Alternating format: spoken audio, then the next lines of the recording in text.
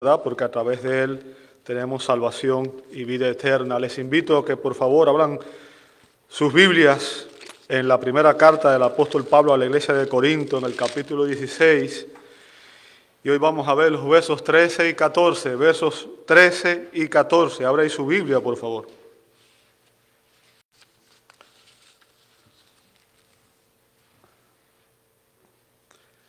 Primera Corintios capítulo 16, versos 13 y 14. Dice así la Escritura: estén alerta, permanezcan firmes en la fe, pórtense varonilmente, sean fuertes, todas sus cosas sean hechas con amor. Amado Dios, damos gracias en esta hermosa mañana por el privilegio de poder adorarte y pedimos, Señor, que en esta hora tú perdones todos nuestros pecados, tú nos santifiques, Señor, por el poder de tu Espíritu y que tú permitas que tu palabra, Señor, penetre hasta lo más profundo de nuestros corazones y nos transforme a la imagen de tu Hijo, Señor. Que tú seas nuestro Maestro, que el Espíritu Santo ilumine nuestras mentes y prepare nuestros corazones para recibir esta palabra. Lo pedimos en el nombre de Jesús. Amén y amén. Pueden tomar su asiento. Muchas gracias a todos, hermanos.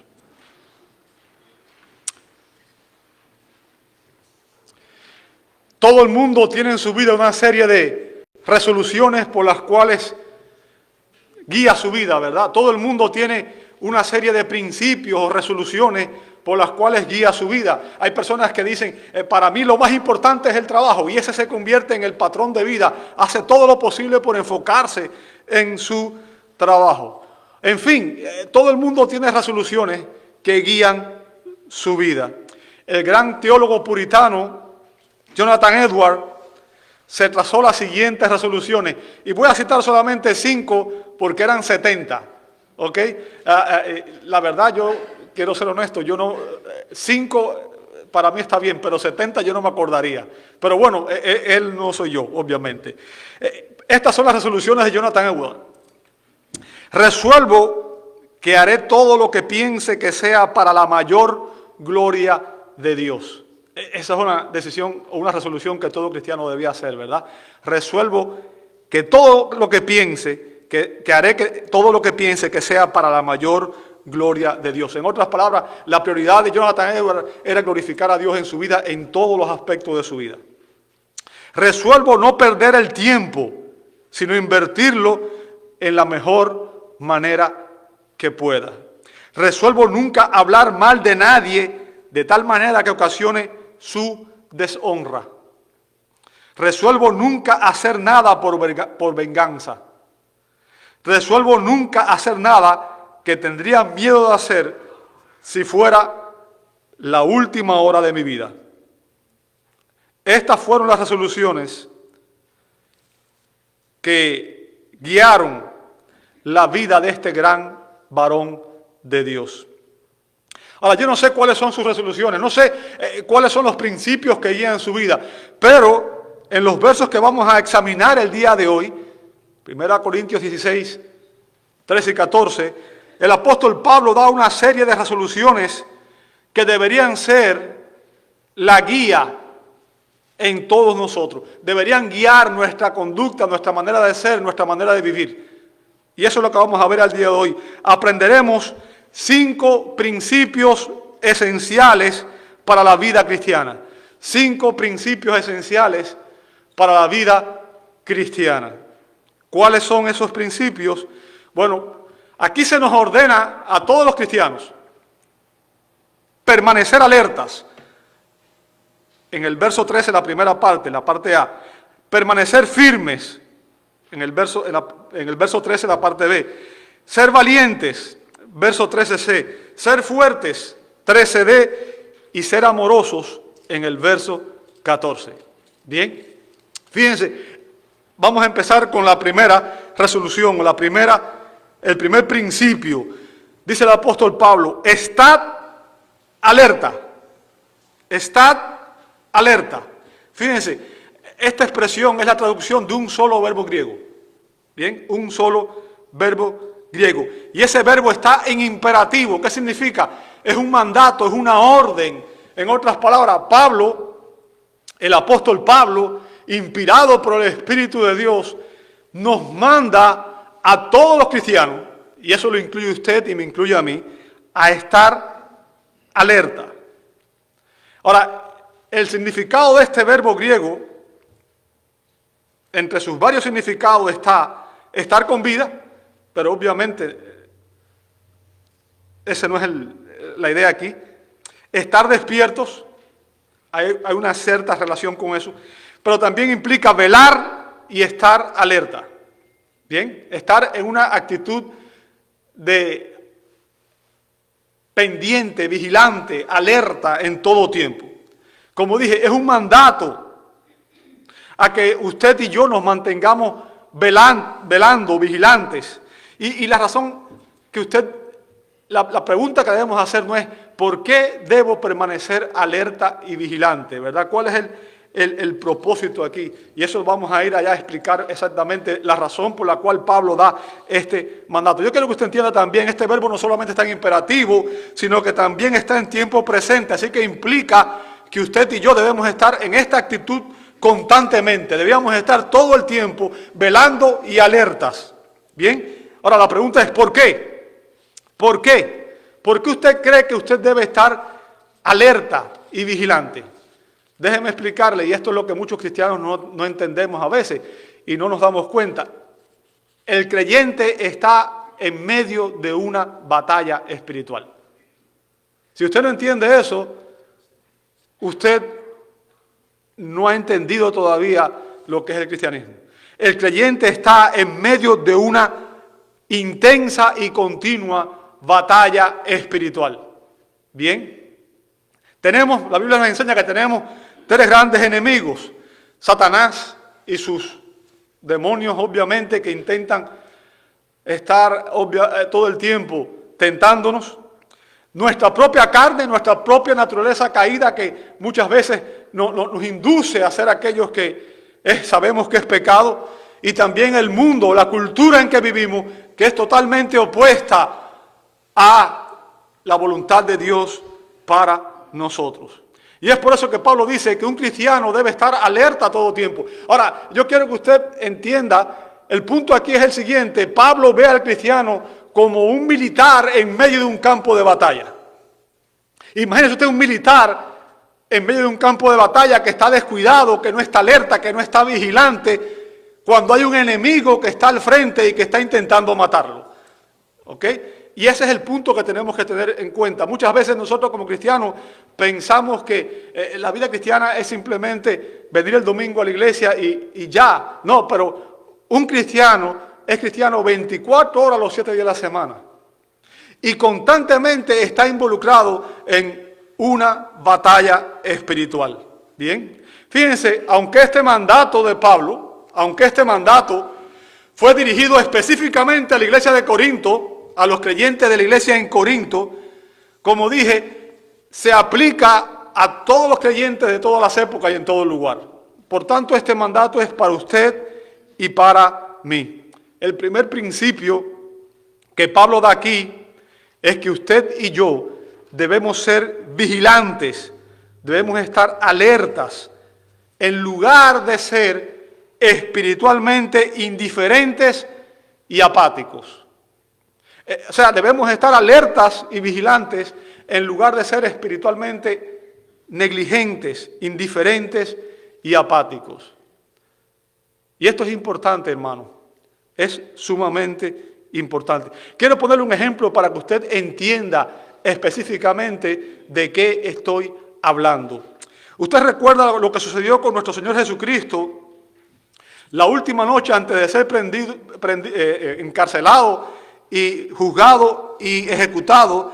Cuando Él fue al huerto de Getsemaní, Él escogió a 3 de sus discípulos, a 3 de los apóstoles, escogió a Pedro, a Juan y a Santiago, ¿verdad? Y Él fue al huerto de Getsemaní a orar. ¿Recuerda ese pasaje?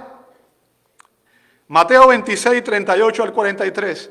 Quiero que usted venga conmigo allí. Mateo 26, 38 al 43. Fíjense, Jesús tomó a estos discípulos, que eran el círculo íntimo Entre los apóstoles eran los que siempre estaban más cerca de él y los llevó a un lugar. Recuerden, Jesús estaba preparándose porque él sabía que había llegado la hora de morir.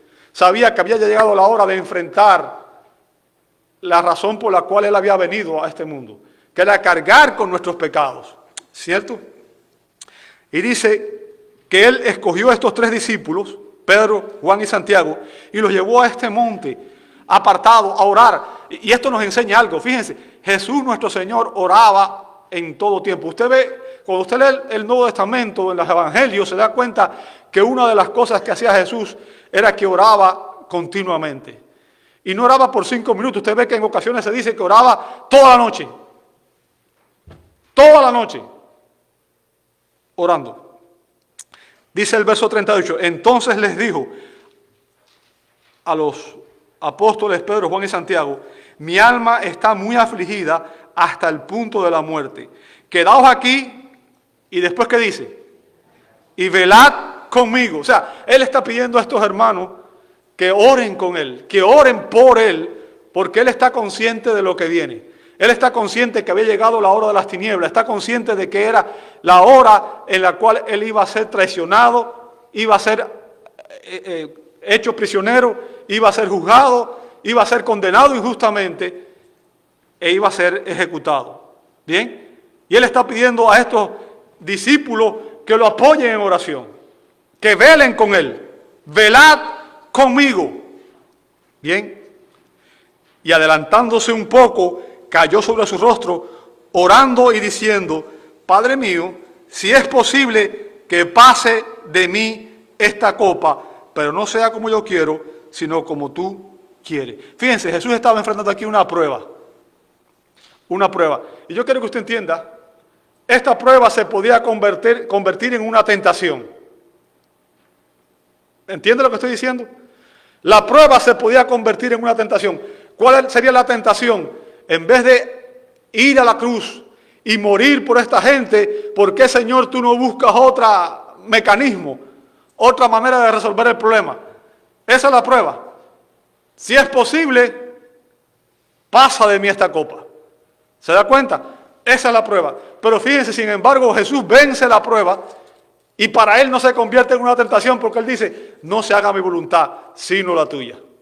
Y esa es la diferencia cuando usted y yo enfrentamos una prueba en ocasiones y no estamos firmes, se convierte en una tentación porque buscamos la salida fácil, ¿verdad? Jesús no hizo eso. Verso 40. Vino entonces a los discípulos ¿y cómo los halló? O sea, ellos estaban, hemos comido, hemos bebido, estamos satisfechos, estamos contentos, pasamos bien, tuvimos una buena celebración, así que ahora vamos a dormir, ¿verdad? Estaban durmiendo. Fíjense, y Jesús le dijo a Pedro, con que no pudiste velar 1 hora conmigo. O sea, esa pregunta es un reproche, ¿se da cuenta? O sea, no han podido velar conmigo ni siquiera 1 hora. Están durmiendo. Verso 41. Velad y orad. ¿Para qué? Para que no entréis en tentación. ¿Por qué razón? Porque el espíritu está dispuesto, pero la carne es débil. O sea, Jesús les advierte, velen, oren constantemente. ¿Por qué? Porque aunque su espíritu esté realmente dispuesto, ustedes en su carne son débiles. O sea, no podemos enfrentar la batalla espiritual en nuestros propios recursos, nuestra propia fuerza. ¿Entiende el punto? Esta batalla espiritual no se gana con armas carnales. Usted no puede enfrentar la batalla espiritual pensando, yo soy el bárbaro y yo sí puedo ganar. Eso fue lo que pasó con Pedro. Aunque todos te nieguen, Señor, yo no te voy a negar. Bien. Verso 42. Apartándose de nuevo, oró por segunda vez diciendo, Padre mío, si esta no puede pasar de mí, si esta no puede pasar sin que yo la beba, hágase tu voluntad. Y vino otra vez, ¿y cómo los halló? Porque sus ojos estaban cargados de sueño. ¿Ok? Y fíjense, ¿qué fue lo que hizo Jesús en la hora de la prueba? ¿Qué fue lo que hizo Jesús en la hora de la prueba? ¿Cómo enfrentó Jesús la prueba que tenía ante él? Él oraba. Jesús oró al Padre. ¿Se da cuenta? Y eso nos está diciendo el poder de la oración para el cristiano. La oración no es un recurso cualquiera, la oración no es una opción para un cristiano. La oración es imprescindible en la vida del cristiano. ¿Bien? Permíteme preguntarle, ¿usted ora? ¿Usted ora? El gran predicador puritano J.C. Riley afirmó lo siguiente, cito, el hábito de la oración es una de las marcas más seguras de un verdadero cristiano. Fíjense, el hábito de la oración es una de las marcas más seguras de un verdadero cristiano. Vivir sin oración es estar sin Dios, sin Cristo, sin gracia, sin esperanza y sin cielo. En otras palabras, lo que está diciendo, amado hermano, es que debemos examinarnos a nosotros mismos. Si nosotros no estamos en una actitud de oración constante en nuestra vida espiritual, tenemos que examinarnos a nosotros mismos. Porque la oración es una parte, es como respirar para el creyente, para la persona que está viva. O sea, nadie puede vivir sin respirar. Por tanto, la oración debe ser igual, debe ser parte de nuestra vida cristiana. Permíteme hacerte otras preguntas. Y son preguntas personales. Yo no quiero que tú me respondas, simplemente quiero que tú mismo te respondas en tu corazón. Ya te hice la primera, ¿oras? Si no oras, algo está mal. Algo está mal. Porque una de las primeras prioridades de un cristiano es estar en comunicación constante con la persona que ama. Y recuerde, la persona que amamos es Dios. Y es a Él a quien servimos. Pero permíteme hacerte otras preguntas personales. ¿Cuánto tiempo oras diariamente? ¿Cuánto tiempo oras diariamente? ¿Alguna vez has orado 1 hora o más? ¿Alguna vez has orado 1 hora o más? Fíjense, estos discípulos no pudieron velar ni siquiera 1 hora. 1 hora. ¿Cuántas veces te has quedado dormido mientras oras? Empezaste a orar y te quedaste dormido. ¿O cuántas veces has empezado a orar y te diste cuenta que al poco tiempo ya tu mente estaba en los problemas que tienes y no en la oración? O sea, te enfocaste en tus problemas y no en el Dios que está por encima de todos los problemas. Ahora, yo no sé si eso me pasa nada más a mí. Quizás sea yo el único, ¿verdad? Pero yo quiero que usted entienda. Somos débiles, nuestra carne es débil, no tenemos recursos para poder vencer en la batalla espiritual. Entienda, hermano, usted y yo somos débiles. Fíjense, si usted lee en los versos anteriores, en Mateo 26, 33 al 35, Pedro le había dicho a Jesús 2 veces que él nunca lo abandonaría, que él nunca le fallaría. 2 veces. Pero ni siquiera fue capaz de velar 1 hora con el Señor. Ni siquiera fue capaz de orar por 1 hora en el momento de su mayor necesidad. Y todos sabemos lo que pasó después, ¿verdad? Que cuando vinieron los enemigos del Señor, ¿qué hicieron Pedro y todos sus demás apóstoles? Abandonaron a Cristo. Abandonaron a Cristo. Fíjense, Jesús le pide en varias ocasiones aquí que velaran y oraran. Jesús usó también imperativo, o sea, era un mandato. Y les dice, oren para que no entren en tentación. Para que no entren en tentación. Hermanos, estamos involucrados en una batalla todo el tiempo. Somos soldados de Dios en medio de un campo enemigo. Un campo de batalla enemigo. Y eso fue lo que pasó con estos discípulos que no entendieron que estaban en aquel contexto a punto de enfrentar la batalla más definitiva que el Señor tenía ante él. Bien, ¿Cuál fue el resultado? O sea, fracasaron miserablemente, una y otra vez. Cada vez que el Señor venía, ellos estaban dormidos. Ahora, ¿qué nos enseña el verso 41 a nosotros? ¿Cuál es la aplicación práctica del verso 41? ¿Cómo cree usted que usted puede enfrentar las tentaciones y las pruebas si no velamos en oración? ¿Se da cuenta? ¿Cómo podemos enfrentar las tentaciones que vienen a nuestra vida si usted y yo no estamos velando y no estamos orando y no estamos constantemente buscando el poder de Dios sobre nosotros? La unción de Dios, la llenura del Espíritu Santo. ¿Sabe? Cuando nuestros ojos espirituales estén soñolientos o dormidos, como lo ocurrió con los discípulos, seremos presa fácil de las tentaciones y caeremos fácilmente en pecado. Yo creo que tú entiendas, el pecado no viene de un momento a otro, el pecado es un proceso y es en nuestra mente donde empieza, cuando empezamos a entretener pensamientos contrarios a la voluntad de Dios. Y la única manera de ser fuertes y de vencer las tentaciones es velando en oración. Pero como explica el doctor John MacArthur, y cito sus palabras, debemos estar alertas aún a nuestra apatía e indiferencia espiritual.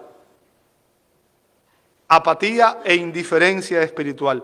Pero la naturaleza misma de esos pecados los hace difíciles de notar. Por definición, escuche esto, una persona apática e indiferente es insensible y por lo tanto no puede estar alerta. ¿Se da cuenta? Es un círculo vicioso. Indiferencia y apatía espiritual. O sea, es como cuando no es una prioridad en mi vida, cuando mi vida cristiana no es una prioridad en mi vida, sino que es algo que está ahí, pero no es lo primero, no es la prioridad, no es lo que toma lo más importante en mi vida. Y eso es lo que se nos está llamando en esta mañana. Como cristiano, la vida cristiana debe ser la prioridad de mi vida, la manera en que yo honro a Dios y la manera en que yo vivo mi vida espiritual debe ser una prioridad en mi vida. ¿Bien?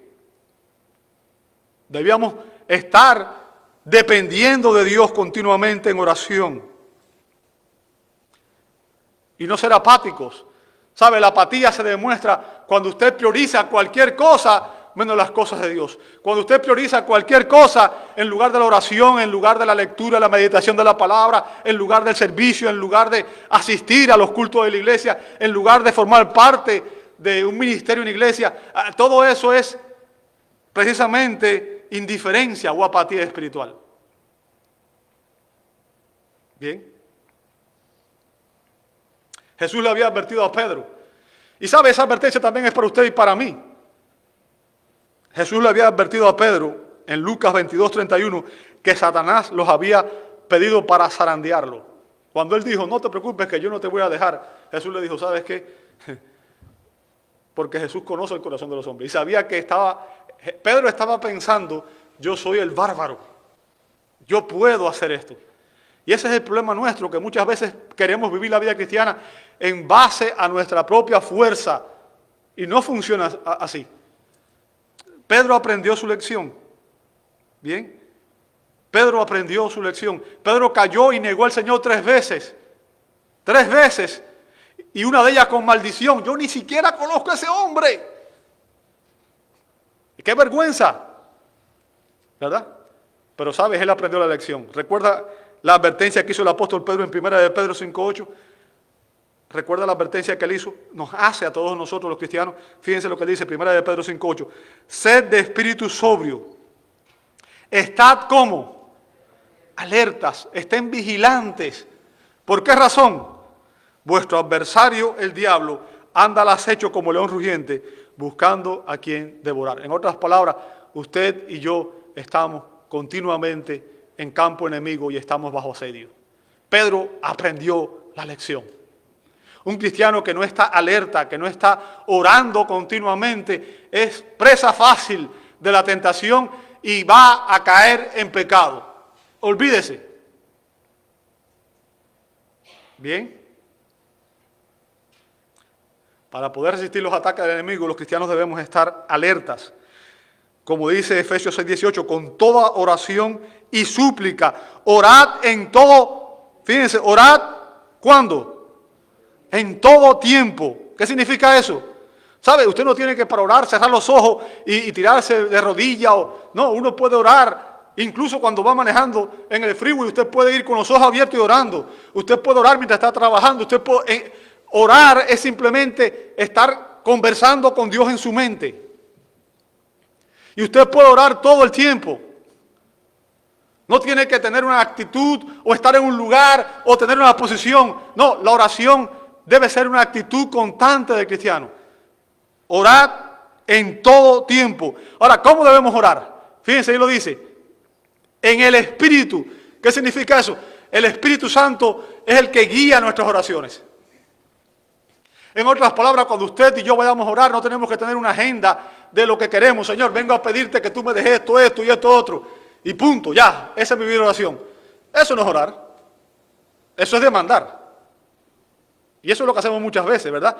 Señor, yo quiero que tú me des salud, que me provea, que me guarde y que me des esto. Ya. Es como que...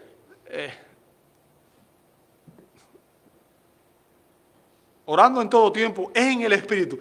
No sabemos a veces qué debemos pedir, pero el Espíritu intercede por nosotros y nos ayuda en nuestra debilidad. Por tanto, debemos darle lugar al Espíritu Santo, que Él nos traiga convicción en nuestras mentes, ¿verdad? Y note lo que dice a continuación. Y así, velad, o sea, literalmente velando, ¿cuándo? Todo el tiempo, con toda perseverancia y súplica. ¿Por quién? Por todos los santos. ¿Sabe por qué? Porque todos los santos estamos en la misma condición, estamos en la misma batalla espiritual, estamos en el mismo peligro.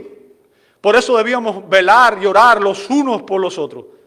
Una de las cosas más tristes que hay es que los cultos de oración son los cultos más vacíos en todas las iglesias.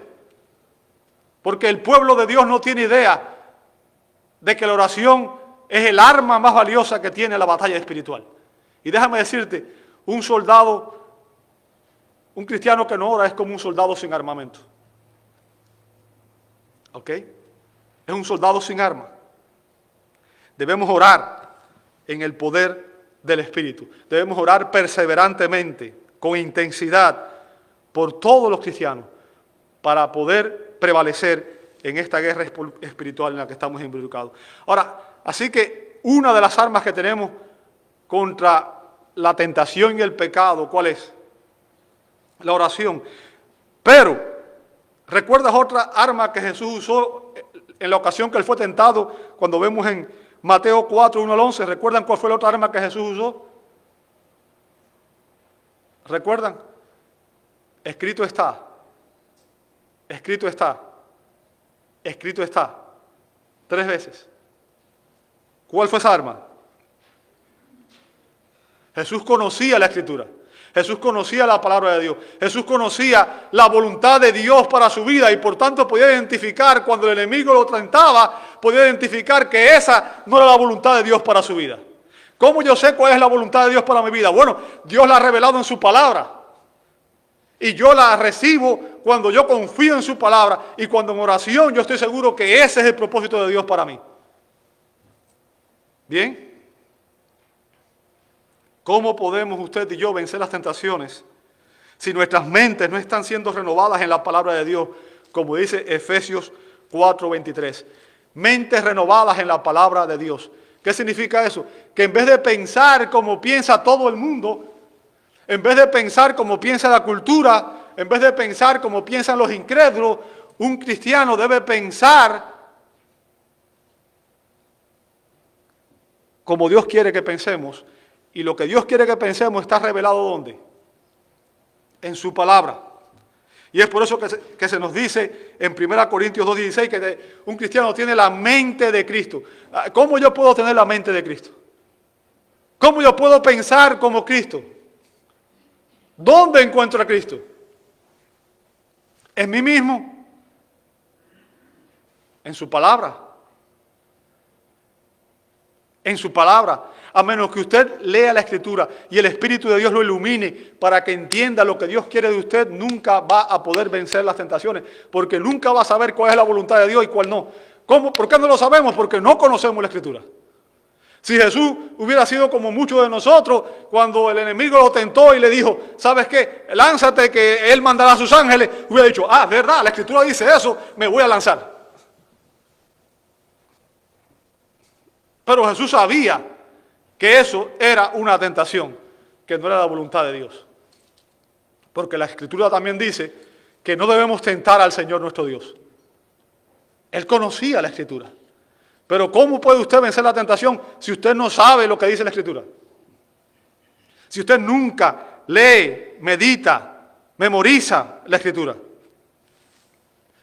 Yo quiero que usted entienda que las consecuencias de no estudiar, meditar y memorizar la Escritura es sencillamente inmadurez espiritual. ¿Me escuchó? Una persona que no lee, no medita y no obedece la Escritura es inmadura espiritualmente. Y si usted ha estado aquí a lo largo de este tiempo, cuando hemos estudiado la carta de Pablo a los Corintios, se va a dar cuenta que la iglesia de Corinto estaba llena de problemas, ¿sí o no? Llena de problemas, había todo tipo de problemas.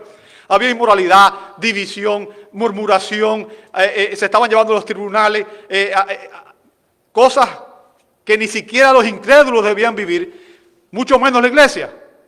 ¿Bien? Y usted dice, ¿por qué? ¿Por qué creyentes caían en todo eso? ¿Por qué los creyentes caemos en tantas cosas que no deben ser? ¿Quieres que te diga cuál es la respuesta? Muy sencillo. Pablo lo dijo en 1 Corintios capítulo 3, versos 1 al 3. 1 Corintios 3, 1 al 3. Pablo explica por qué hay tanto problema en la iglesia de Corinto y en todas las iglesias. Ahí está. Está clarito. Fíjense. Así que yo, hermanos, fíjense que lo trata de hermanos. ¿Ve ahí? O sea, lo trata como creyentes. Así que yo, hermanos, no les pude hablarles como a espirituales. Espirituales. O sea, una persona espiritual es una persona que está siendo guiada y controlada por el Espíritu Santo. ¿Entendió eso? Una persona espiritual es una persona que está siendo guiada y controlada por el Espíritu Santo. Pero Pablo le dice a los Corintios, yo no puedo hablar a ustedes como espirituales, sino como a carnales. ¿Sabe lo que significa esa palabra? ¿Quién es la persona carnal?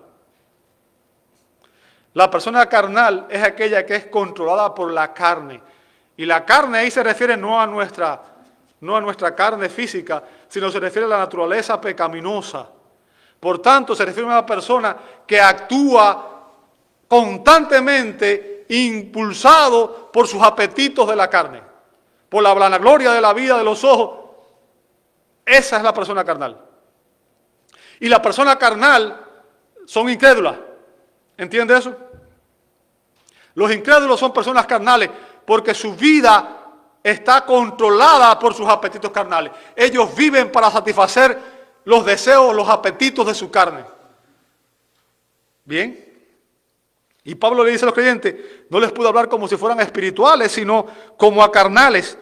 Note lo que dice a continuación, como a niños en Cristo. O sea, cuando usted habla con una persona, usted no le puede hablar igual a un niño de 5 años que a un hombre de 50 años. ¿Por qué? Porque debe haber una diferencia de madurez. ¿Sí o no?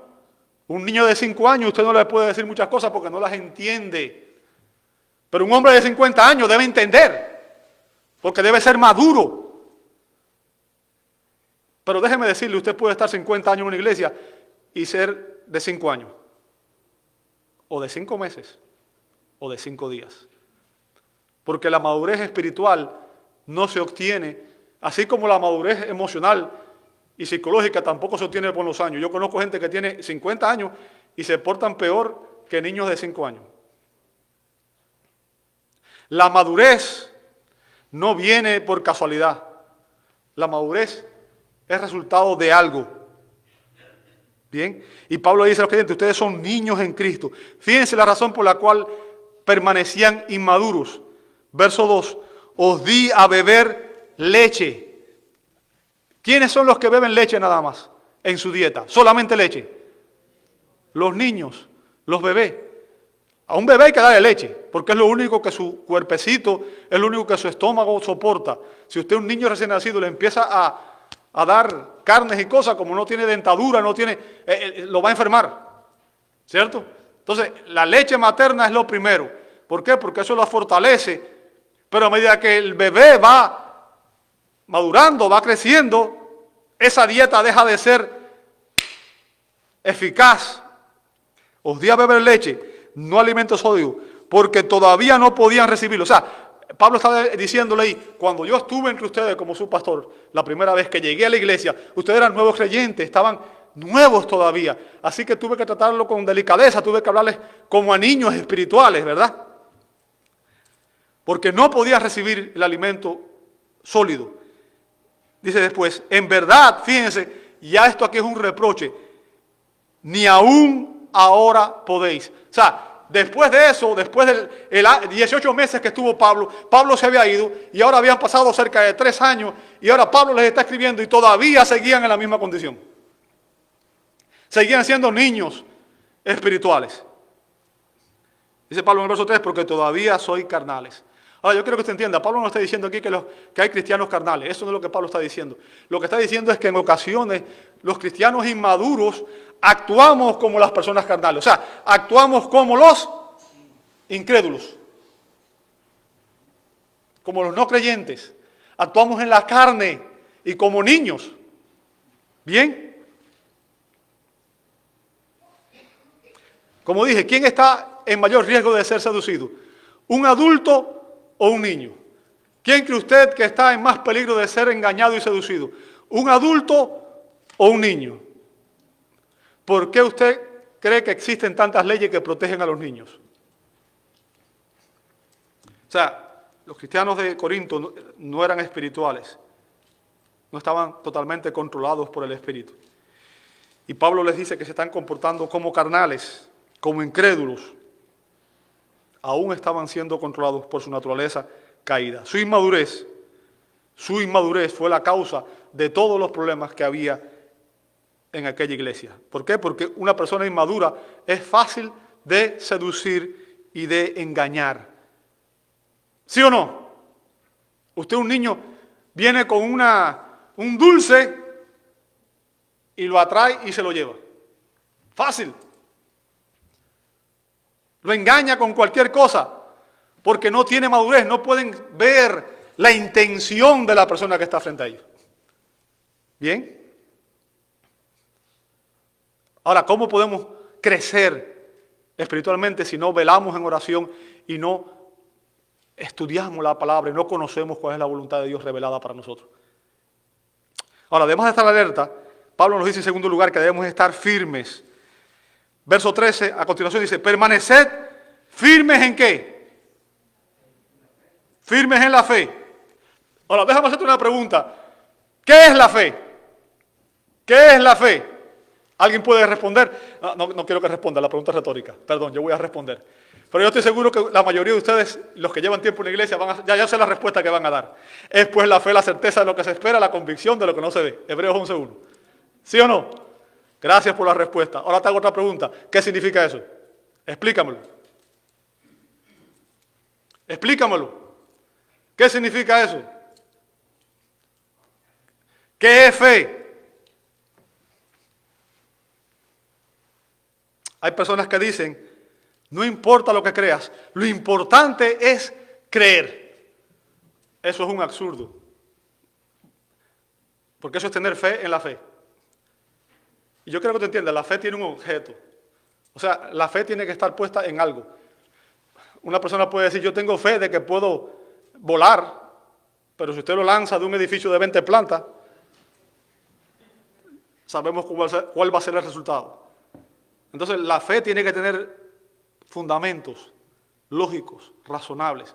Y déjame decirte, los reformados explicaron la fe usando 3 aspectos esenciales. Y no les voy a dar las palabras que ellos usan para describirlo, porque usan latín, y a mí el latín no me gusta mucho realmente. Pero bueno, les voy a explicar exactamente lo que ellos dicen, ¿verdad? La fe debe tener tres elementos esenciales. En primer lugar, usted y yo, para tener fe, necesitamos conocer las verdades reveladas en la Escritura. O sea, necesitamos conocer la verdad, necesitamos conocer el Evangelio. O sea, la fe tiene que estar basada ¿en qué? En la verdad, no en el error, no en la mentira, porque si usted pone su fe en una mentira, va a fracasar. Por tanto, la fe tiene que estar puesta en conocer la verdad revelada en la Escritura, porque la Escritura es la palabra de Dios. ¿Entendió eso? Entonces, el primer elemento de la fe es ¿qué cosa? Conocer la verdad. ¿Dónde está la verdad? Juan 17:17, tu palabra es verdad. ¿Sí o no? Entonces, conocer la verdad es el primer elemento esencial de la fe. ¿Sabes cuál es el segundo? Creer la verdad. Creerla. No basta con conocerla. Yo necesito ¿qué cosa? Creer que es la verdad. Bien. Conocer y creer son los dos primeros elementos. Pero déjame decirte, conocer y creer aún no es suficiente. ¿Por qué? Si usted lee Santiago 2:19, dice que los demonios, ¿qué cosa? Creen y tiemblan. O sea, ellos conocen la verdad, creen la verdad, pero no les produce ningún efecto salvífico. Por tanto, el tercer elemento indispensable en la fe es tener convicción de que esa verdad forma parte de mi vida, me transforma y la aplico a mi vida. Conocer, creer y convicción cristiana. ¿Entendió eso? Eso es una fe genuina. ¿Sí o no? Cuando las verdades de la Escritura son mis convicciones y yo las vivo día a día. ¿Bien? Las vivo día a día. Déjame decirte, la evidencia del verdadero discipulado es la obediencia a la palabra de Dios. Jesús dijo en Juan 8:31, si permanecéis en mis palabras, sois verdaderamente mis discípulos. Entonces, ¿qué demuestra que una persona es un discípulo de Cristo? Que permanece en la palabra. Y sabe, Jesús hizo una pregunta importante en Lucas 6:46. ¿Por qué me llaman Señor, Señor, y no hacen lo que yo les digo? Si nosotros decimos que Jesús es el Señor de mi vida, y déjame decirte, una persona que no confiesa a Jesús como Señor no es salvo, porque en Romanos 10 dice que para ser salvo se requiere confesar con nuestros labios que Jesús es el Señor y creer en nuestro corazón que Dios le levantó de los muertos. Por tanto, es una confesión básica, fundamental del Evangelio. Ahora, si nosotros decimos Jesús es mi Señor, Jesús nos hace la pregunta, ¿por qué me dicen Señor, Señor y no obedecen lo que yo les digo? ¿Por qué no me obedecen? Si soy el Señor, entonces. Ahora, ya que tenemos más o menos claro lo que es la idea de lo que es la fe genuina, déjeme explicarle el punto de Pablo aquí ahora, porque el punto de Pablo aquí no es precisamente la fe, sino el punto de Pablo aquí es otro. Permanecer firmes en la fe es una manera abreviada de dar la misma exhortación que hizo Pablo en 2 a Tesalonicenses capítulo 2, verso 15. 2 Tesalonicenses 2:15 dice así: así que, hermanos, estad como firmes, y note lo que dice a continuación, y conservad, ¿qué cosa? Las doctrinas que os fueron enseñadas, ya de palabra, ya por carta. Fíjense, ¿cuál es el enfoque ahí? La verdad, las doctrinas que forman parte del cristianismo. Las verdades esenciales, las doctrinas apostólicas. ¿Entiende eso?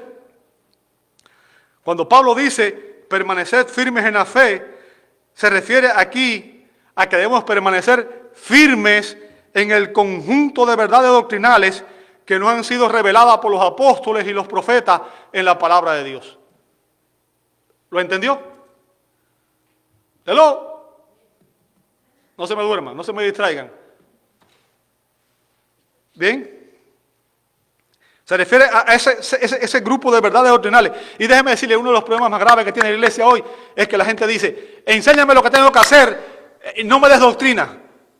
No me des doctrina. No nos interesa la doctrina. Eso es lo que piensa la mayoría de la gente que está en la iglesia hoy. Pero eso demuestra ignorancia espiritual.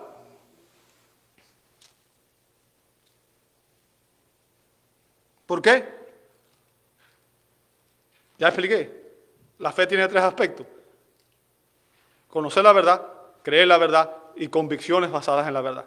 Pero si usted no conoce la verdad, el resto ya está mal. Toda su fe está puesta en cosas subjetivas, en cosas que... Déjeme decirle, toda nuestra vida espiritual debe estar puesta en que la Biblia, la palabra de Dios, es la verdad infalible, inerrante y suficiente. Como dijo Pablo en 2 Timoteo 16:17, toda la escritura es inspirada por Dios y útil para enseñar, corregir, redarguir, instruir en justicia, a fin de que el hombre y la mujer de Dios sean enteramente preparados para toda buena obra, sean perfectos. Pero ¿cómo vamos a ser perfectos si no conocemos la escritura? ¿Bien? ¿Sabe que a los cristianos se nos exhorta a contender ardientemente por la fe que de una vez para siempre fueron entregados a los santos? Judas 3. ¿Qué significa? Amado, la iglesia hoy existen hoy, por ejemplo, personas que dicen que son nuevos apóstoles, que traen nuevas revelaciones, y otros que dicen que son nuevos profetas. Toda persona que está en ese mundo está engañado. ¿Por qué? Note lo que dice Judas. La fe, o sea, las doctrinas bíblicas, las doctrinas del Evangelio, la doctrina, dice, contender ardientemente por la fe, que de ¿cuántas veces? De una vez. ¿Y para cuándo? Y para siempre fue entregada a los santos. ¿Qué significa eso? Hermano, ya no hay nueva revelación. El canon bíblico está cerrado. Nadie puede venir y decir, yo traigo nueva revelación. Eso es un engaño porque la fe ya ha sido dada. ¿Dónde está la fe? En la Escritura, en la palabra de Dios. ¿Bien? Así que el segundo principio es que usted y yo permanezcamos firmes en las doctrinas apostólicas, como lo hizo la iglesia primitiva en Hechos 2:42, que dice que perseveraban en la comunión, en el partimiento del pan, en la doctrina de los apóstoles. ¿Bien? ¿Por qué es tan importante la doctrina? Preguntan algunos. ¿Por qué es tan importante la doctrina? Te voy a responder muy sencillo. Lo que tú crees determina cómo te comportas. ¿Entendiste eso?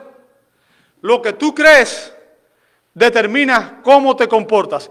Si tú creyeras que Dios es omnisciente, omnipresente y omnipotente y que tu vida está puesta a sus ojos y que todo lo que tú y yo hacemos constantemente Dios está tomando nota y está viendo, no haríamos muchas de las cosas que hacemos. Porque como cristianos muchas veces hacemos cosas y nos escondemos de otra gente.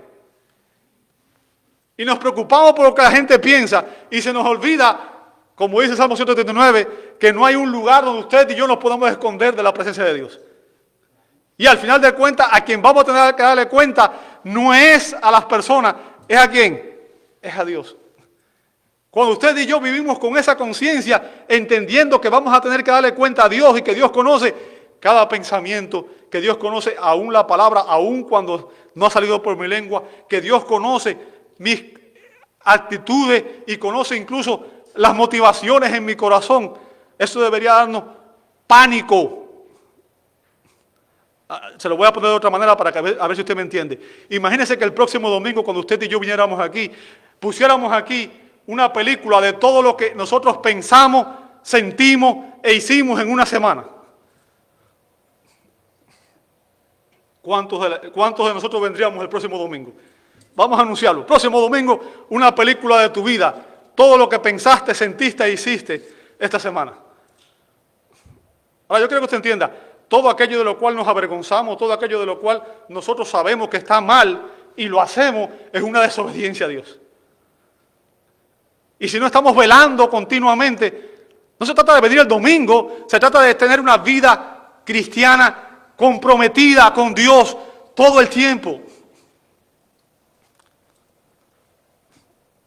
Los apóstoles cayeron. Los apóstoles.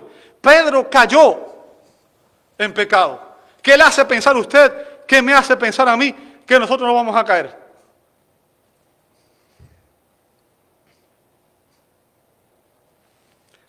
Lo que tú crees determina cómo te comportas. Y si tú no crees que la Biblia es la palabra de Dios, si tú no crees las verdades que la Biblia enseña, nunca te vas a comportar como cristiano.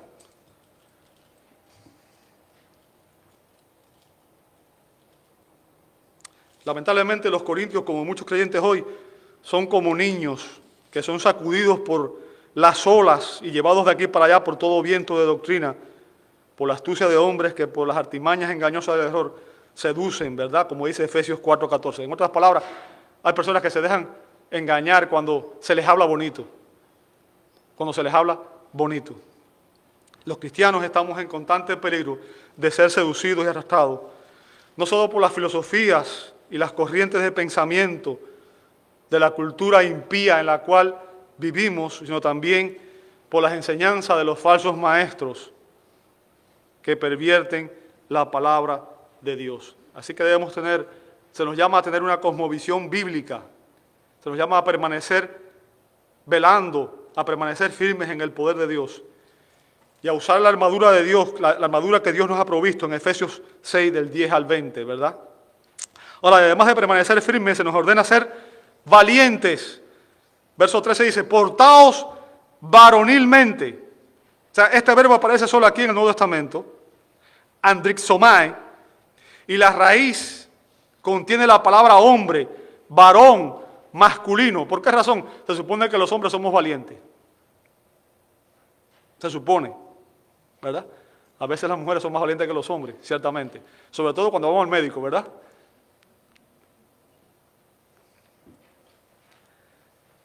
El verbo significa valiente, comportarse de manera valiente, ser viril, ser viril. O sea, es un imperativo en el cual se nos ordena vivir con coraje, con valentía. ¿Entiendes eso?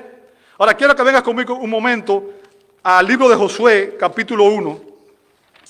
Josué, en el Antiguo Testamento.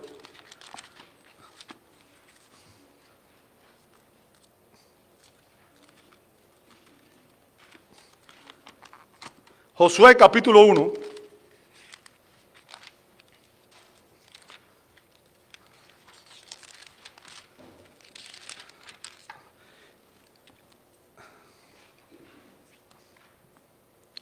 Vamos a ver el verso 6. Fíjense lo que le dice Dios a Josué. Sé fuerte y ¿qué cosa? Y valiente, porque tú darás a este pueblo posesión de la tierra que juré a sus padres que les daría. Verso 7. Solamente sé fuerte y muy, cuídate de cumplir toda la ley de Moisés mi siervo te mandó. No te desvíes de ella ni a la derecha ni a la izquierda, para que tengas éxito donde quiera que vayas. Y ahora el verso 9. No te lo he ordenado yo, sé fuerte y valiente. No temas ni te acobardes, porque el Señor tu Dios estará contigo. ¿Dónde? Donde quiera que vayas. Fíjense, 3 veces Dios le dice a Josué, sé fuerte y valiente. Y sabe, eso es lo mismo que Dios nos dice a nosotros, sean fuertes y valientes. Dios no nos ha dado espíritu de cobardía, sino de poder, de amor y de dominio propio. Bien, se requiere valentía. Escuche bien, hermano, se requiere valentía para resistir las extraordinarias presiones que la sociedad pagana ejerce sobre nosotros. Se requiere extraordinaria valentía para poder enfrentar los ataques de las tinieblas. Se requiere extraordinaria valentía para proclamar el Evangelio y poner en práctica las convicciones cristianas, nuestras convicciones de fe. Porque la Escritura nos dice que cuando somos fieles en servir a Cristo y en honrar a Cristo, dice que inevitablemente esto resultará en pruebas y persecuciones. Segunda a Timoteo 3:12, segunda a Timoteo, busca ahí conmigo, segunda a Timoteo 3:12.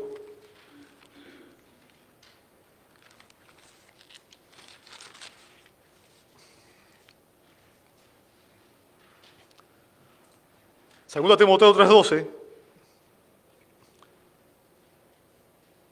vea lo que dice la Escritura. Y en verdad, todos los que quieren vivir, ¿cómo? Piadosamente. O sea, todo el que quiere vivir de una manera que traiga honra a Cristo, todos los que quieren vivir piadosamente en Cristo Jesús, serán dichosos. ¿Qué dice? ¿Se da cuenta? ¿Por qué usted y yo no estamos siendo perseguidos? Porque muchas veces no estamos representando a Cristo ante el mundo. Cuando empezamos a vivir la vida cristiana como debe ser, y somos consecuentes con el cristianismo, y decimos la verdad del cristianismo, y nos comportamos como cristianos, los incrédulos se van a sentir juzgados, y van a empezar a juzgarnos y a atacarnos, incluso a perseguirnos. La razón por la que la iglesia no está siendo perseguida en América es porque lamentablemente la iglesia no tiene un buen testimonio ante el mundo.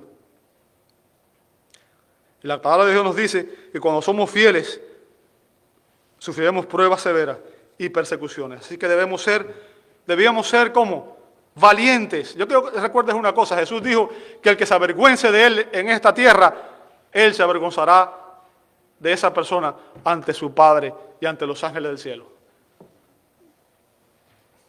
Y eso debe ser, obviamente, causa de preocupación para nosotros. Así que debemos ser valientes y fuertes. Sed fuertes. O sea, este es el cuarto imperativo, el cuarto principio que Pablo da para la vida cristiana. Bien. El verbo aquí se usa con frecuencia en el Nuevo Testamento y se refiere a crecimiento espiritual.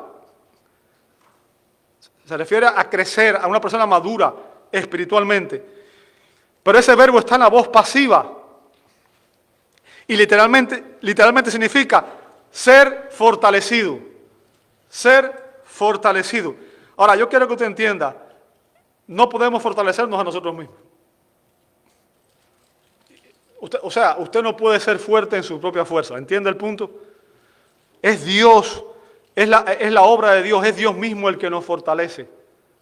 Bien, nuestra parte en este mandato es someternos a Dios para que Él sea el que nos fortalezca. Como dice Efesios 6:10, por lo demás, fortaleceos en el Señor y en el poder de su... O sea, la fuerza con la que vamos a vencer en esta batalla no es nuestra fuerza, sino la fuerza del Señor. O sea, lo voy a decir de otra manera, un cristiano debe verse a sí mismo como un atleta de alto rendimiento. Y un atleta de alto rendimiento tiene un compromiso, tiene un propósito, tiene una motivación. ¿Cuál es? Obtener un premio, ganar, ¿verdad? Como usted ve, por ejemplo, en 1 Corintios 9:25, Pablo dice, y todo el que compite en los juegos se abstiene de todo. ¿Lo ve ahí? Se abstiene de todo. Ellos lo hacen para recibir una corona corruptible, pero nosotros una corona ¿cómo? Ahora, el punto, amado hermano, y quiero que entienda, es que usted y yo no podremos ser más fuertes espiritualmente sin autodisciplina. Sin autodisciplina. El problema de las personas hoy es que piensan que pueden vivir la vida cristiana, que la vida cristiana es un juego. Puedo tener un pie en Cristo y un pie en el mundo. Y no funciona así. ¿Bien? Así como un atleta tiene que renunciar voluntariamente a ciertas cosas. O sea, se abstiene de todo aquello que sea un impedimento para lograr su meta, su objetivo. Usted sabe, los atletas de alto rendimiento, por ejemplo, tienen que abstenerse de comer ciertas cosas. Tienen que abstenerse de diversión, tienen que abstenerse de dejar de dormir, tienen que abstenerse de beber ciertas cosas, tienen que abstenerse incluso de sexo y de muchas cosas más para poder ganar, dice Pablo, una medalla temporal, una corona temporal otorgada por los hombres. Y Pablo está diciendo, entonces ustedes que son cristianos y están corriendo en esta carrera de fe, están compitiendo en esta carrera de fe, no están dispuestos a renunciar a aquellas cosas que los atraen, se dejan seducir por el pecado, aquellas cosas que los debilitan espiritualmente. Ese es el punto. Todo aquello que me roba a mí mi enfoque de dedicar a Dios la mayor parte de mi tiempo, mis talentos y mis tesoros es un impedimento que yo debo tratar de evitar. Necesitamos usar los medios de gracia que Dios nos ha provisto para fortalecer nuestra fe. Necesitamos orar, necesitamos leer, meditar y obedecer la Escritura. Necesitamos tener comunión con los hermanos, necesitamos todo eso. Ahora, además de ser fuertes, y ya con esto voy a terminar, dice que debemos ser como amorosos. Todas las cosas, dice Pablo, sean hechas con amor. Bien. Y este es el último principio. Pero quiero que usted entienda algo. No por ser el último es el menos importante. Muchas veces pensamos que lo último es lo menos importante. No es así. Bien. Este principio es esencial para la vida cristiana. Ahora, cuando Pablo habla aquí de amor, usa un término griego específico, amor ágape, que es el amor de la buena voluntad de Dios. Se refiere al amor de Dios. El amor con el que Dios está dispuesto a pagar el precio de y nos ama a pesar de nuestras debilidades y fortalezas y pecados. Y el punto aquí, amado hermano, es que Dios hace lo que sabe que es mejor para nosotros y no necesariamente lo que nosotros deseamos. ¿Bien? O sea, este no es un tipo de amor superficial, sentimental. Hay personas que hablan mucho de amor, mucho. Y el amor es la fuente, es la motivación detrás de sus vidas. Pero déjame decirte, tienen un amor que no es el amor bíblico, es un amor superficial y sentimental. El verdadero amor, amado hermano, confronta el pecado siempre que lo ve. ¿Entiende eso? Si usted ama a alguien, usted desea el mejor bien para esa persona. Y déjame decirte, todo el que está viviendo en pecado está en camino de condenación. ¿Entiende eso? El amor bíblico no es superficial, no es sentimental. En el capítulo 13 de 1 Corintios vemos que Pablo describe el amor y lo hace por una serie de verbos que declaran lo que el amor hace. A veces hablamos del amor simplemente como una emoción, pero Pablo dice, ¿sabes qué? El amor no es una simple emoción. El amor es una actitud en la cual se evidencia por las acciones que hacemos. Si yo amo a alguien, ¿lo demuestro con qué? Mis acciones, no con mis palabras. Yo puedo decir que yo amo a alguien, pero mis acciones pueden demostrar lo contrario. ¿Bien? Aún la reprensión y la corrección deben ser motivadas por el amor y deben buscar el bienestar y la restauración de los pecadores. Positivamente, el amor es paciente, es amable y es generoso con las personas. El amor está dedicado a la verdad en todo. Yo quiero que usted entienda, el amor siempre está motivado por la verdad, no por el error. Negativamente, el amor nunca envidia, ni se jacta, ni es arrogante, ya que todo eso es lo opuesto a un servicio desinteresado a los demás. El amor nunca es grosero, ni autoritativo. El amor no se irrita, no se enoja por una ofensa personal. Y eso es uno de los problemas graves que tenemos nosotros los seres humanos. Amamos a las personas hasta que puedes hacer 10 buenas. Me hiciste una mala y se me olvidó todo lo bueno que hiciste. Ya te odio. Ya eres mi enemigo. Pero ese no es el amor que Dios quiere. ¿Bien? No encuentra placer en el pecado de otra persona. Si yo veo que una persona está en pecado y yo no lo confronto con ese pecado, yo no lo amo. Si yo veo que mi hijo va a hacer algo que le puede traer una desgracia, ¿qué es lo que voy a hacer? Voy a prevenirlo, voy a buscar por toda mi fuerza evitar que caiga ahí. Y eso es lo que hace el amor. Por cualquier persona. Incluso por los enemigos. Jesús dijo, Juan 13, 34, 35, un mandamiento nuevo os doy. ¿Cuál es el mandamiento? Que os améis los unos a los otros. Ahora, déjame decirte, ese no es un mandamiento nuevo. Ese no es un mandamiento nuevo. Usted puede encontrar, por ejemplo, que Dios nos ordenó amarlo a Él en Deuteronomio 6:5 y puede ver que en Levítico 19:18 se nos ordena amar al prójimo como a nosotros mismos. Entonces, el mandamiento nuevo no es ese. El mandamiento nuevo viene a continuación. Fíjense lo que dice a continuación. Que como yo os he amado. Y ahora sí está difícil la cosa. Porque cuando usted y yo amamos como amamos nosotros, nuestro amor es condicional. Pero sabes, Jesús te amó de tal manera que estuvo dispuesto a dar su vida por ti, aun cuando tú eres un pecador rebelde y todo lo que tú y yo éramos. Y aún a pesar de que nos seguimos rebelando, Él nos sigue amando. ¿Te das cuenta? Tenemos que aprender a amar como Jesús amó. Así también os améis los unos a los otros. En esto conocerán todos que sois mis discípulos, si os tenéis amor los unos por los otros. En otras palabras, cuando una persona no ama a un cristiano, no ama a Dios. ¿Entendió eso? Si usted no ama a sus hermanos, no ama a Dios. Amados hermanos, estamos involucrados en una batalla espiritual, personal, intensa y continua. Se nos ordena permanecer alertas, firmes, valientes, fuertes y amorosos. Esos son los 5 principios esenciales para la vida cristiana y deberíamos tomar la resolución de aplicarlos desde hoy mismo en nuestras vidas espirituales. Les invito a orar. Gracias, Padre, por esta maravillosa enseñanza de tu palabra. Gracias por todas las verdades prácticas que hemos aprendido el día de hoy en estos versos. Y sabemos que deseas que nosotros no solamente la proclamemos con denuedo, sino que la obedezcamos con entusiasmo, Señor.